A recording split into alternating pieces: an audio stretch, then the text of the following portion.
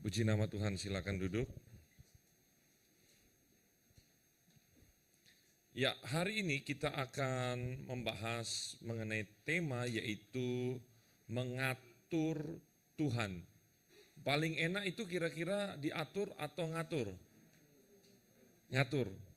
Benar nggak benar, bisa nggak bisa, tetap manusia itu cenderung lebih suka ngatur daripada diatur. Itu dia salah satu penyakit yang seringkali muncul dimanapun, di gereja, di bangsa dan negara, di RT, di kelurahan, di pemerintahan, di organisasi manapun, manusia paling suka ngatur tapi tidak suka diatur. Nah, yang menjadi masalah yang kita atur adalah Tuhan. Itu kita tidak mengetahui posisi kita ada di mana. Coba kita buka semua Yesaya 55 ayat 8 dan ayat yang ke-9.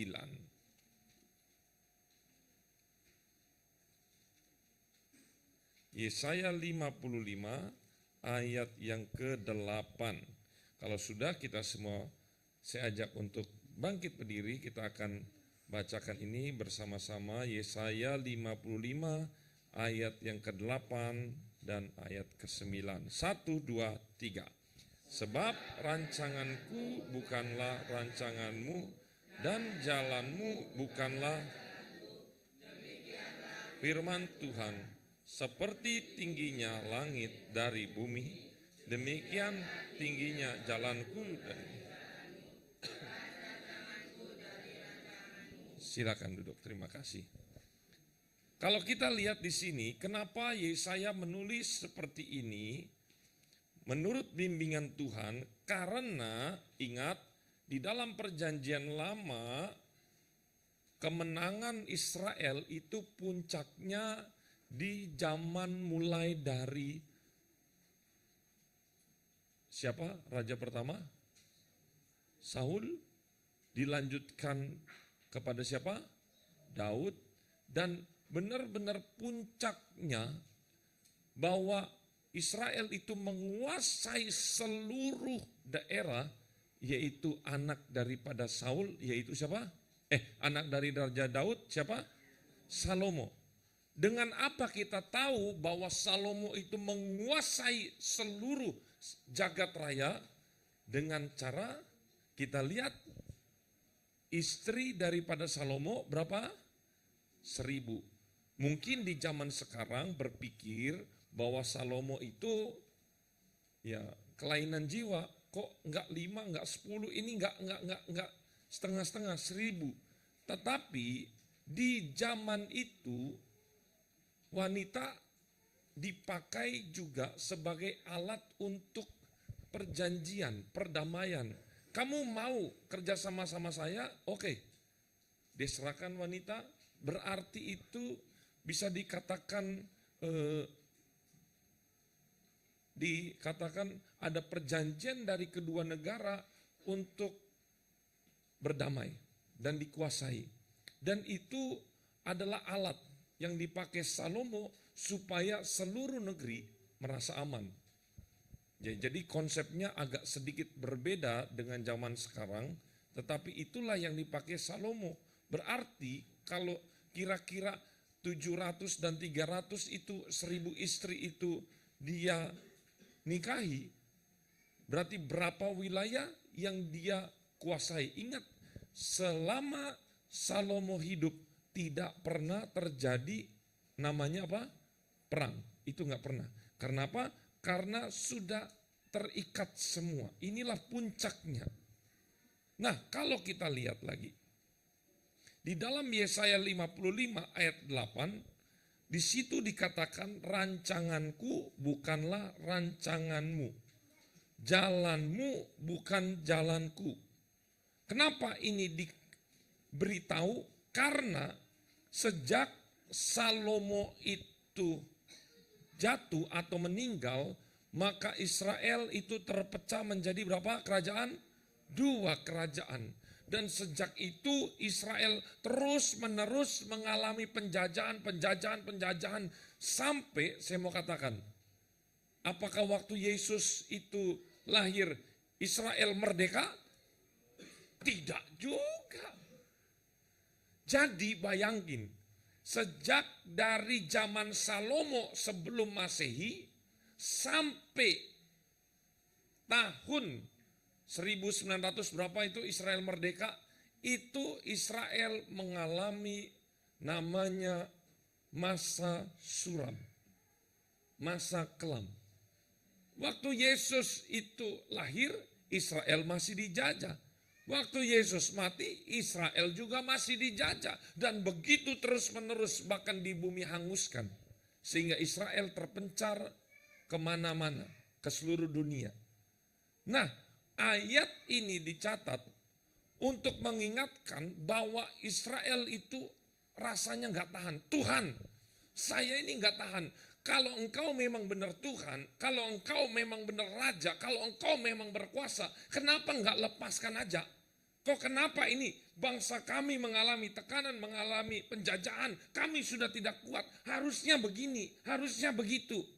Kenapa engkau lakukan seperti ini? Nah itu dia. Makanya firman ini muncul. Rancanganku dan rancanganmu berbeda. Keinginanku dan keinginanmu berbeda. Kalau kita lihat, ada satu kesalahan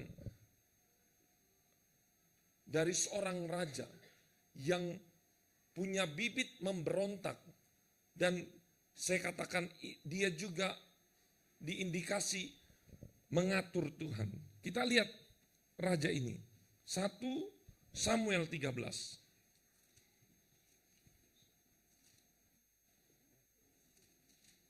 1 Samuel 13. Ayat yang ke-8. Ini ceritanya Nabi Samuel mengingatkan kepada Saul, kamu tunggu aku mempersembahkan korban, baru kamu berperang. Tetapi ternyata di ayat 8, setelah menunggu 1 minggu, ternyata Samuel tidak datang-datang.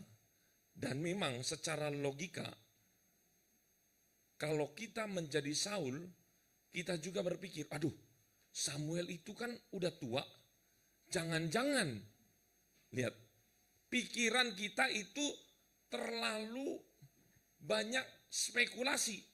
Jangan-jangan, pertama, kalau sudah tua, jangan-jangan apa? Mati. Atau jangan-jangan dibunuh di jalan oleh musuh. Atau jangan-jangan karena sudah tua, lupa. Segala macam jangan-jangan itu masuk menjadi sayur asam, jangan asam. Jadi semuanya kita berpikir mungkin sama seperti Raja Saul ini. Hati-hati. Ketika kita berpikir jangan-jangan, maka akibatnya sangat fatal. Lihat di ayat 8 bagian berikutnya. Tetapi ketika Samuel tidak datang ke Gilgal, mulailah rakyat itu berserak-serak meninggalkan dia. Padahal Tuhan katakan apa? Tunggu. Kata tunggu ini menjadi sangat sulit untuk diterapkan oleh namanya manusia. Karena manusia paling tidak suka untuk menunggu. Makanya kita kalau misalnya janjian sama orang, terus ditelepon, di mana? Terus di jalan. Di jalannya itu maksudnya di kamar mandi aslinya. Masih lagi mandi seperti itu. Lihat ayat 8. Rakyat mulai meninggalkan Saul. Disinilah Saul mulai ketakutan. Saul lebih takut kehilangan Allah daripada kehilangan manusia. Dia lihat rakyat sudah meninggalkan dia, dia takut. Lihat, hati-hati.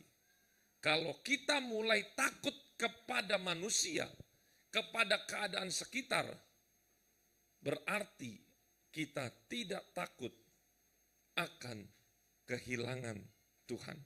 Langsung di ayat yang ke-12. Lihat di sini.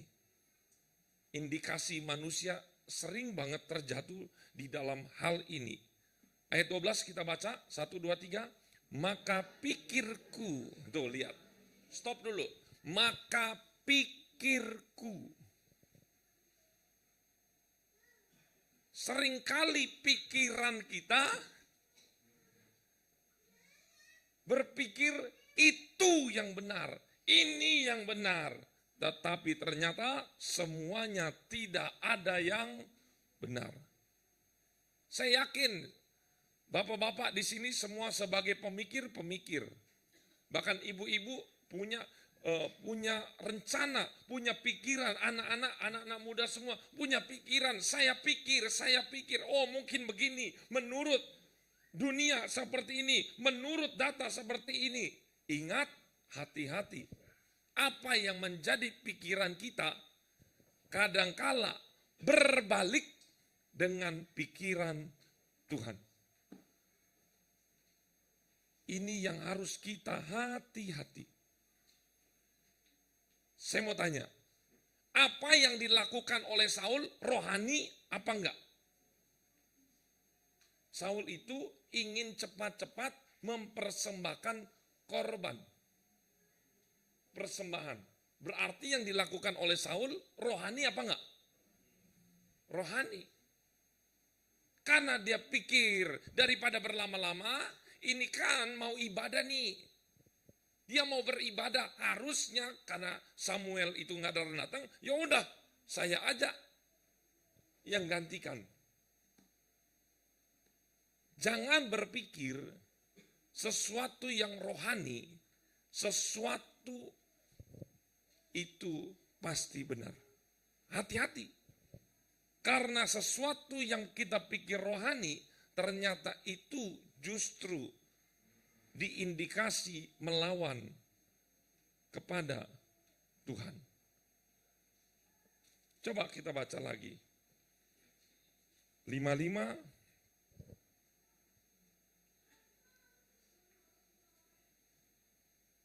13 ayat yang ke-12. Sebentar lagi orang Filistin akan menyerang aku di Gilgal, padahal aku belum memohonkan belas kasihan Tuhan, sebab itu aku memberanikan diri. Sebenarnya ini kata-kata memberanikan diri, aku nekat. Dan orang Kristen seringkali ketika Tuhan belum jawab, Tuhan belum kasih tanda, ya sudahlah, Tuhan belum kasih tanda, Tuhan belum kasih jawaban, udah, maju aja dulu. Nah ini dia kesalahannya, memberanikan diri. Jadi orang jangan terlalu berani-berani amat dengan diri sendiri. Tanpa pertolongan Tuhan pasti gagal. Berani boleh, yang penting kita menyertakan Tuhan. Mempersembahkan korban bakaran. Artinya apa? Artinya ia yang atur Tuhan. Tuhan katakan tunggu nanti Samuel akan mempersembahkan korban baru engkau berperang. Tapi dia berpikir, oh Samuel ini lama. Sudahlah karena lama dan sudah waktunya dia nggak datang dan saya sudah ditinggalkan rakyat, maka saya berpikir inilah yang terbaik untuk Israel. Awas. Segala sesuatu yang terbaik menurut pikiran kita, tetapi belum tentu terbaik menurut Allah. Salah satu contohnya, kalau kita lihat, murid-murid yang suka mengatur Tuhan. Ingat, waktu kapan? Waktu Yesus bertolak dengan murid-murid di danau, yang mengajak adalah Yesus. Tetapi yang anehnya di situ, Yesus yang punya acara, Yesus yang ngajak. Ketika kita berkata kepada teman-teman kita, ayo mari saya traktir, saya ajak jalan-jalan. Berarti yang leader adalah kita. Tetapi herannya ketika Yesus yang mengajak, tapi justru yang mengajaknya itu tidak diaktifkan. Tidak diajak negosiasi, tidak diajak bicara. Mereka hanya membiarkan yang mengajak mereka itu duduk di belakang dan akhirnya Yesus tertidur. Tetapi singkat ceritanya ketika ada angin badai menerpa, yang saya heran, bisa Yesus tidur. Coba kita pikirkan lagi, tidak akan mungkin orang bisa tidur dalam posisi kapal mau tenggelam. Kan firman Tuhan katakan, air itu sudah masuk hampir menenggelamkan kapal. Kalau kita kecipratan air aja, bangun apa enggak? Bangun. Apalagi airnya bukan sedikit. Ini sudah hampir kapal itu tenggelam. Memang kalau kapal itu dia ada badai, kapalnya tetap tenang? Enggak. Pasti dia begini-begini. Belum lagi kecipratan air. Orang mana yang bisa tidur lelap? Saya yakin Yesus itu pura-pura tidur. Dia mau kasih pelajaran. Ketika kamu tidak mengandalkan saya, maka biarlah pikiranmu sendiri. Biarlah kekuatanmu sendiri. Sampai mana batas kekuatanmu?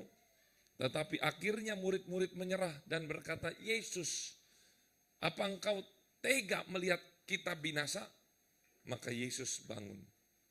Lihat, manusia punya potensi untuk mengatur Tuhan. Dengan cara apa? Dengan cara pertama, tidak sabar untuk apa? Menunggu. Kemudian, ini tandanya. Tanda yang kedua adalah dia tidak tahu Tuhan itu siapa. Seringkali kita mengatur Tuhan, itu saya mau kasih katakan, tanda sebagai kita tidak mengerti bahwa yang kita atur itu siapa.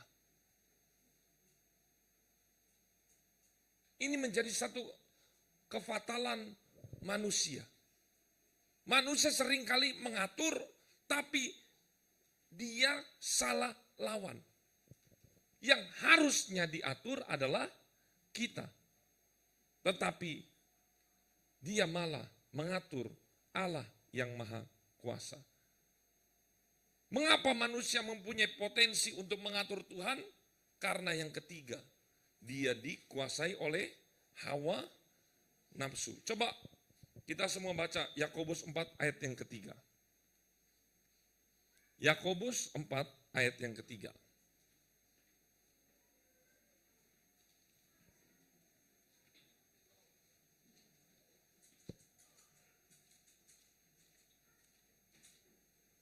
Sudah ketemu semua? Amin. 1, 2, 3. Atau kamu berdoa juga, tetapi kamu tidak menerima apa-apa. Lihat, berdoa itu ngapain sih?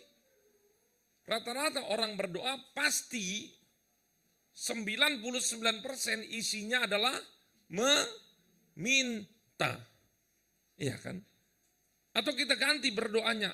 Atau kamu meminta juga, tetapi kamu tidak menerima apa-apa.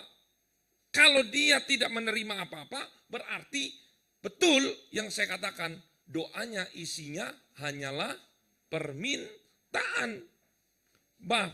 Terus, karena kamu salah berdoa. Salah berdoa, salah meminta. Sebab yang kamu minta itu hendak kamu habiskan untuk memuaskan hawa nafsu. Jadi ada 3 mengapa manusia punya potensi untuk mengatur Tuhan. Karena yang pertama, dia nggak sabar untuk menunggu, jadi dia atur Tuhan terlalu lama. Inilah jalan yang terbaik. Dan yang kedua adalah dia nggak tahu lawannya dia siapa. Itu sama aja seperti kita punya anak, anak kita ngatur orang tua. Itu namanya tindakan yang kurang ajar. Tapi itu yang sering kali dilakukan oleh manusia, anak-anaknya. Dan yang ketiga, saya katakan bahwa manusia itu suka mengatur Tuhan karena sudah dikuasai oleh hawa nafsu. Tuhan, jawab dong doanya sekarang. Tuhan, nanti ini terlambat. Tuhan, cara ini yang terbaik. Bahkan Musa saja dicatat firman Tuhan, dia jatuh pada, tahu nggak? Musa itu tidak masuk tanah Israel karena diindikasi dia mengatur Tuhan. Karena dia berpikir, Tuhan, cara ini yang pernah saya lakukan, memukul batu, maka batu keluar air. Dan ketika bangsa Israel ingin meminta air kembali, Tuhan katakan, pegang tongkatmu, katakan, dan batu itu keluar air. Tapi Musa tidak memakai cara itu. Musa memukul batu, bukan mengatakan. Ini beda. Ini beda. Akibatnya apa? Musa dijatuhi hukuman tidak boleh masuk ke tanah perjanjian. Karena apa? Dia ngatur caranya Tuhan untuk bekerja. Saya mau katakan, hati-hati dengan permintaan doa kita, karena bukan jawaban doa yang kita dapat, tetapi malah apa yang kita dapat? Hukuman yang kita dapat. Hati-hati. Kalau begitu, sikap yang benar bagaimana? Sikap yang benar sebagai orang Kristen adalah kita harus tahu posisi. Kita tahu posisi kita di mana. Tahu meletakkan Tuhan di mana, kita di mana. Jangan menganggap posisi Tuhan itu sejajar.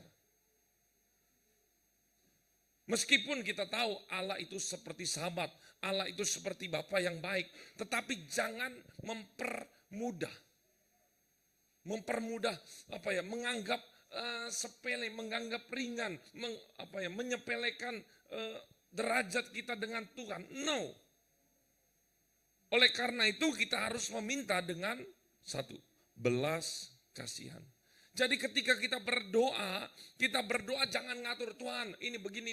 No. Tapi kita meminta seperti di dalam Alkitab dicatat, kita meminta dengan belas kasihan. Bayangin, Marta dan Maria aja yang sudah sangat dekat dengan Yesus, ingin meminta kepada Yesus supaya dibangkitkan Lazarus saja. Tahu nggak? Yesus berlambat-lambat. Karena Maria dan Marta tahu kalau Lazarus masih hidup meskipun sakitnya parah, dia akan sembuh. Tapi justru yang dikerjakan Yesus adalah berlambat-lambat. Murid katakan, Tuhan dia lagi sakit. Ya sudah, biarin aja sakit. Tunggu aja. Malah justru yang dilakukan Yesus diperlambat. Mungkin kita berpikir, loh, ini nggak benar nih. Lihat, kalau kita baca, Yesus malah menunda berapa hari lagi baru mendatangi Maria dan Marta. Padahal mereka adalah yang nomor satu sangat dikasihi oleh Yesus. Tapi saya mau katakan itu caranya Tuhan. Supaya nama Tuhan dipermuliakan. Dan ketika Yesus datang, Maria dan Marta, mereka kayak menyesal. Tuhan coba engkau lebih cepat. Berapa hari? Pasti Lazarus ini masih hidup dan engkau akan membangkitkan dia. Lihat itu. Mereka rasa nyesel. Tetapi ingat. Cara Tuhan bukan cara mereka. Cara mereka bukan cara Tuhan. Karena bagi Tuhan tidak ada yang mustahil. Amin. Dan endingnya adalah meskipun Lazarus sudah meninggal berapa hari, tetapi apa? Tetap bisa dibangkitkan. Mungkin kita punya masalah sampai hari ini seperti Lazarus yang sudah kita katakan, Tuhan sudah lewat. Pertolongan Tuhan pun kalau datang sudah terlambat. Ingat, pesan hari ini, jangan atur Tuhan. Tapi Tuhan, ini sudah berantakan. Justru yang buat berantakan adalah diri kita sendiri. Satu-satunya cara supaya pertolongan Tuhan dan rancangan Tuhan itu benar-benar satu garis lurus adalah dengan ikuti rencana Tuhan. Tanpa tawar-menawar. Percayalah, meskipun kita itu seperti Abraham, dan permintaan kita pun dikabulkan berkali-kali, toh hasilnya sama saja. Mau bukti? Lihat, Abraham berkata, nego, jangan hancurkan Sodom dan Gomora kalau ada 50 orang. Ya, 45, ya, 40, ya, 30, ya, 10, ya. Hasilnya dihancurkan apa enggak? Dihancurkan juga. Udahlah. Udah muter-muter, udah capek sini sana segala macam. Toh hasilnya tetap rencana Tuhan yang jadi. Rendahkanlah dirimu, jangan menganggap dirimu bijak. Dan kita minta, Roh Kudus tolong saya. Sebagai ayat terakhir, Amsal 3 ayat yang ke-5.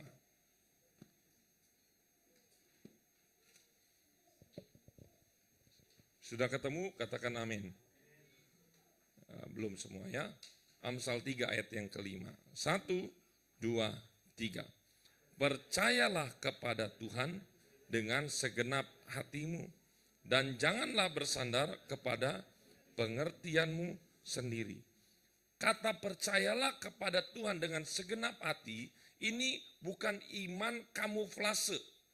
Atau iman yang untuk mengendalikan Tuhan. Atau ada udang di balik batu. Percayalah kepada Tuhan. Oh, saya punya iman untuk percaya kepada Tuhan. Tetapi ternyata imannya yang kita percayakan itu memaksa kehendak Tuhan. Supaya rencana kita bisa dijalankan. Wah, ini bahaya. Namanya percayalah kepada Tuhan artinya kita melepas. Ini beda ya. Contoh begini, ketika kita punya masalah, percayalah kepada Tuhan, kita melepas, kita taruh. Kita taruh. Tetapi seringkali yang kita lakukan, percayalah kepada Tuhan dengan segenap hatimu dan jangan bersandar. Oh, percayalah, saya percaya Tuhan. Percayanya tapi dia justru supaya dia misalnya ini Tuhan, dia ikut narik. Dia menarik Tuhan dengan caranya sendiri. Kadang orang begitu, dia berdoa mati-matian, berjam-jam setiap hari, bertahun-tahun bahkan. Saya percaya, saya percaya, saya percaya. Tapi percayanya itu ternyata percaya kamuflase. Justru untuk mengendalikan Tuhan. Ingat, kita berdoa, berdoalah dengan tulus.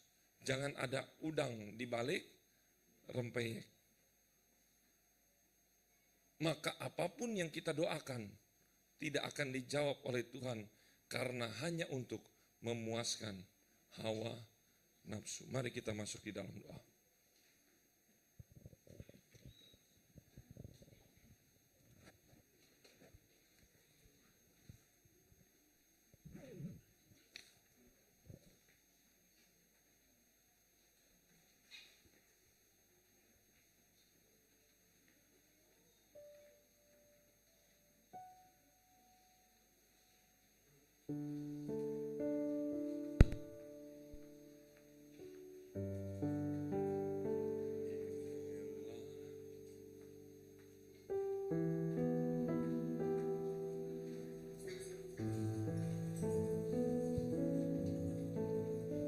Sudah